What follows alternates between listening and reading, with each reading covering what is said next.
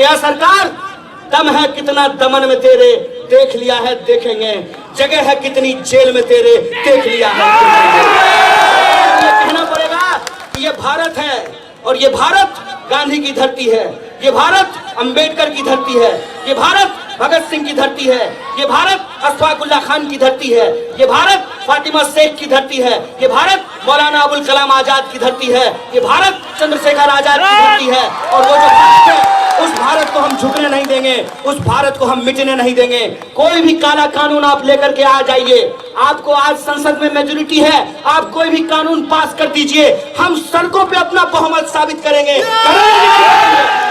कपड़ा, मकान, शिक्षा, स्वास्थ्य, सड़क, बिजली, ये देश का मुद्दा है। शिक्षा कैसे बेहतर हो, ये देश का मुद्दा है। बिहार का सबसे बड़ा मुद्दा क्या है?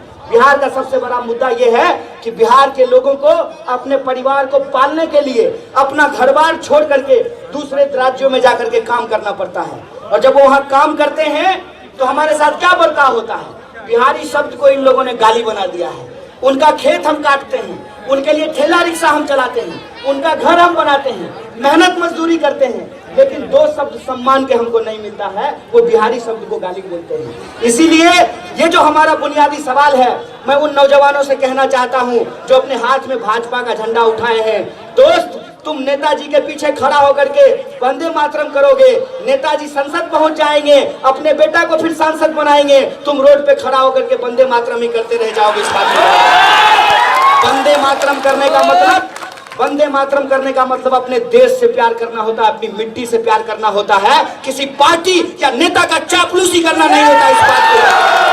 इस बात को याद रखना कि अगर अपने देश, अपनी मिट्टी से प्यार करते हो तो तुमको चिंता होनी चाहिए कि देश में भ्रष्टाचार क्यों बढ़ रहा है। तुमको चिंता होनी चाहिए कि हमारे स्कूल और कॉलेज में पढ़ाई का स्तर नीचे क्यों गिर रहा है। तुमको चिंता होनी चाहिए जो अन्नदाता हैं वो आज फांसी लगाने को क्यों विवश हैं। तुमको चिंता होनी चाहिए कि एसएससी का प्रश्न पत्र क्यों लीक कर दिया गया है। तुमको चिंता होनी चाहिए कि सिपाही भर्ती में घोटाला क्यों हुआ है, दरोगा भर्ती में घोटाला क्यों हुआ है। देश से प्यार करने का मतलब देश के लोगों से प्यार करना होता है, यह बात अपने दिमाग में डाल लो। और अगर कोई हाथ में बंदूक लेकर अपने ही देश के लोगों के ऊपर गोली चलाता है तो वो कुछ भी होगा लेकिन देशभक्त नहीं हो सकता, ये बात है। इसीलिए मैं आप तमाम लोगों से कहना चाहता हूं कि ये बड़ी लड़ाई है। बड़ी लड़ाई इसलिए है कि एक तरफ आपको अपने हाथ में तिरंगा थामकर संविधान की प्रस्तावना को अपने सीने से लगाकर नफरत को हराना है, और दूसरी तरफ जो रोजी रोटी, कपड़ा, मकान, शिक्षा, स्वास्थ्य, सड़क, बिजली, पानी, आत्मसम्मान की लड़ाई है, उस आत्मसम्मान की लड़ाई को आगे बढ़ाना है। लड़ेंगे कि नहीं लड़ेंगे? इससे बोलिए, लड़ेंगे कि नहीं लड़ेंगे? सरकार को हमको बताना पड़ेगा, सरकार को हमको कहना पड़ेगा और साहस से खड़ा होकर के, सीना तान करके सरकार के आंख में आंख डाल करके बताना पड़ेगा कि यह सरकार दम है कितना दमन में तेरे, देख लिया है देखेंगे, जगह है कितनी जेल में तेरे, देख लिया है। और आज फिर से अंग्रेजों की नीति पे चलने वाली एक सरकार दिल्ली में बैठी है। तो हम सरकार को कह देना चाहते हैं कि यह सरकार, अगर तुम जनरल डायर बनने के लिए तैयार हो तो हम भगत सिंह की तरफ फांसी पर चलने के लिए तैयार हैं। इस बात को याद रखना कि अगर तुमने अपने वादे से जिस तरीके से इस देश को गुमराह किया है, तुम गुमराह करोगे तो हम घर घर जा करके, मोहल्ले मोहल्ले जा करके, पूरा देश घूम करके अपनी देश की जनता को बताएंगे कि यह देशवासियों, ये जो लुटेरी सरकार है इसको हमको हराना है और संविधान को जिताना है, संविधान को बचाना है। बोलिए, बचाना है कि नहीं बचाना है?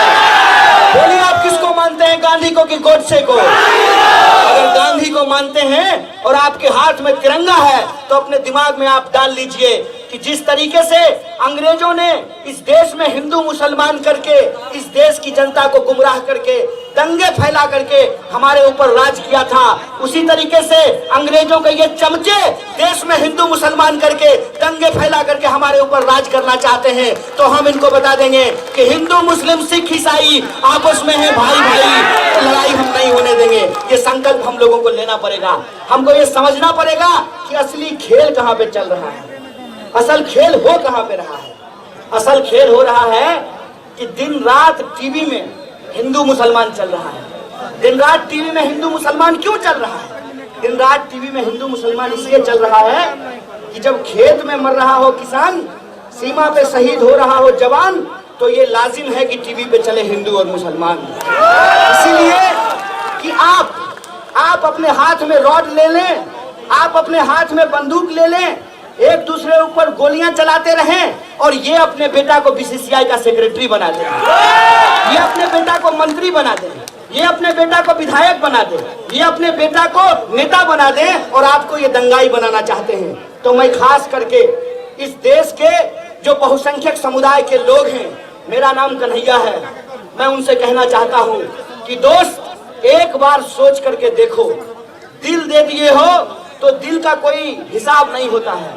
कहते हैं ना, दिल आया गधी पे तो परी का क्या करेंगे।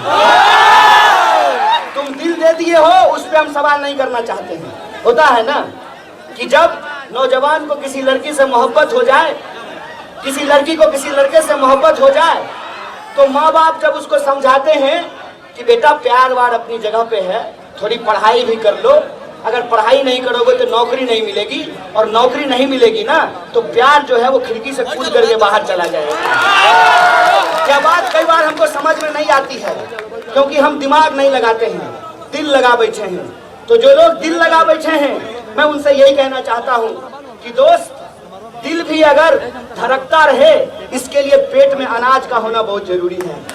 और पेट में जो अनाज पहुंचाने वाले किसान हैं, उनकी हालत के बारे में तुम जान लो। अगर तुम देश बचाना चाहते हो तो तुमको किसानों के बारे में सोचना चाहिए।